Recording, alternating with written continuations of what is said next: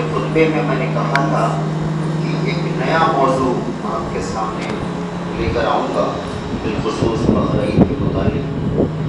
لیکن مجھے بہت افسوس کے ساتھ کہنا پڑتا ہے کہ ایک ایسا مرحلہ ہمارے درمیان پیش آیا کہ اس موضوع کو مجھے اس بار بھی چھوڑنا پڑا۔ اور آج جو موضوع میں لے کر آپ کے درمیان حاضر ہوا وہ دو موضوع، اکیلے ہم اس کو بیان اس لیے نہیں کرتے کہ وقت بہت کم ہے۔ ان میں سب سے اہم ترین موضوع ہے کہ یوم نخبہ کسے کہتے ہیں۔ یوم نخبہ فلسطین کی سرزمین میں ایک یادگار کے طور پہ منایا جاتا ہے۔ ایک ہلکی سی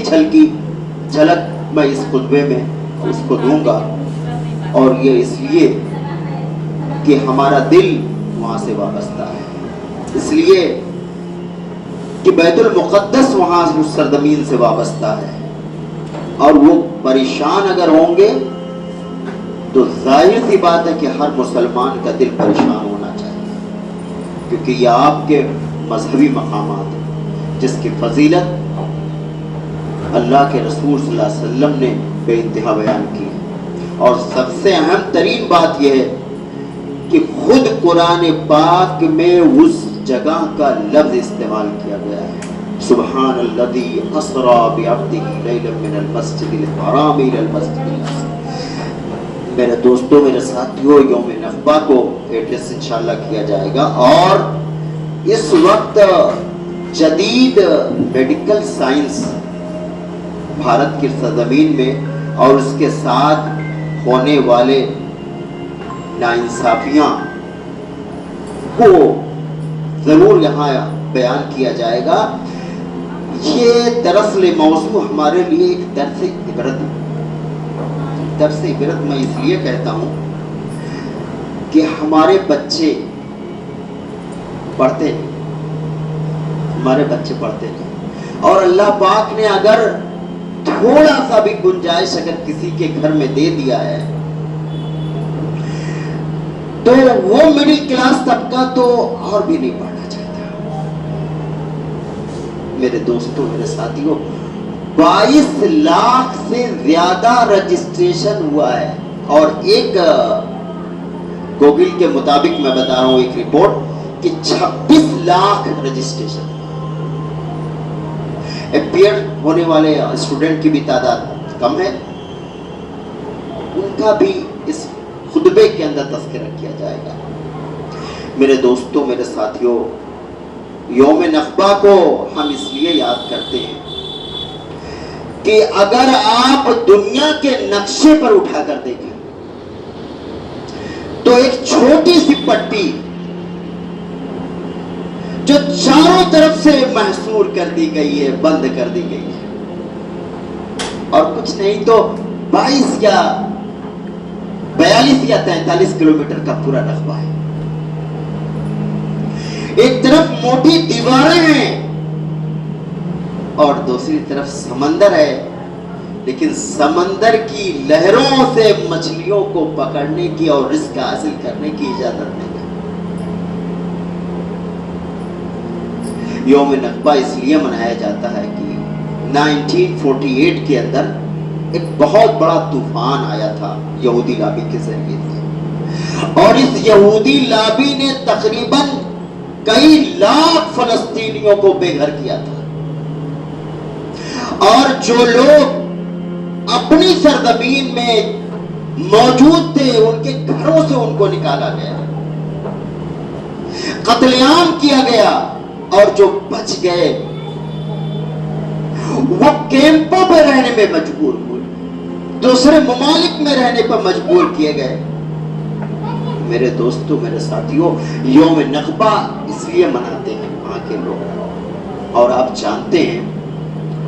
کہ اس یہودی لوگوں کو کوئی اپنی زمین میں جگہ دینے کے لیے راضی نہیں تھا۔ یہ آتے گئے مسلمانوں کے دل میں نرم ہوتے ہیں، وہ اپنی زمین میں اترنے والے لوگوں کو مہمان سمجھتے ہیں، لیکن ہوا کیا؟ کہ ان کی لابی دھیرے دھیرے مستحکم ہوتی گئی اور دنیا انہیں ہتھیاروں کے ذریعے مضبوط کرتی گئی اور وہ دہشت گردی کے روپ میں ابھرے اور ظلم کو عام کر دیا۔ فلسطین کے لوگ یوم نکبہ آج کے دن مناتے ہیں، اپنے گھروں کے نقشے لے کر آتے ہیں، چابیوں کے جو اپنے گھروں میں انہوں نے چابیاں لگائی تھی اس چابیوں کو وہ لے کر آتے ہیں، دستاویز کو لے کر آتے ہیں، کھیت اور کھلیانوں کے کاغذات کو لے کر آتے ہیں، ایک دنیا کو بتاتے ہیں کہ دیکھو یہ ہماری سرزمین ہے۔ لیکن دنیا تمام کی تمام حقائق کو جاننے کے باوجود ان کی طرفداری کرنے کے لیے تیار نہیں۔ اور خاص طریقے سے میں اس سرزمین کے سے کہوں گا کہ ایک موقع تھا کہ جب ہمارے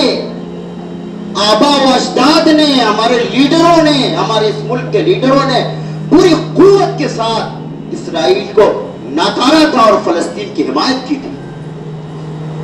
لیکن آج جو پولیٹیکل ویو بن گیا ہے، آپ دیکھ سکتے ہیں کہ وہ اس کے ہندوستانی خارجہ پالیسی کے بالکل خلاف چلا گیا ہے۔ میرے دوستوں، میرے ساتھیوں، سمانتائیں کیا تھی؟ سمانتائیں اس لیے تھی کہ کالے انگریزوں کو یہاں سے بھگایا گیا تھا جو ظلم اور زیادتی کرتے تھے،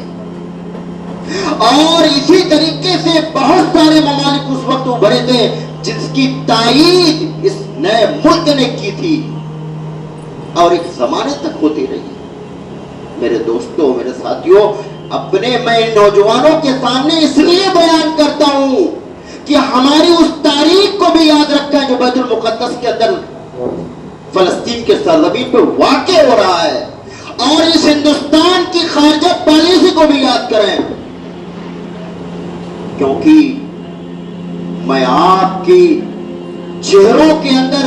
ایک نئی قیادت دیکھتا ہوں۔ مایوس ہونے کی ضرورت نہیں ہے، ایک نئی قیادت آئے گی اور انشاءاللہ العزیز پھر وہ اپنی خارجہ پالیسی کا اعادہ کرے گی۔ جو ظلم کے اوپر مبنی قانون ہوتے ہیں، یہ گورنمنٹ ہوتی ہے، وہ بہت زیادہ دیر تک باقی نہیں رہتی، اس لیے یہاں سے وہ پیغام جانا چاہیے اور ہمارے ہر نوجوان کو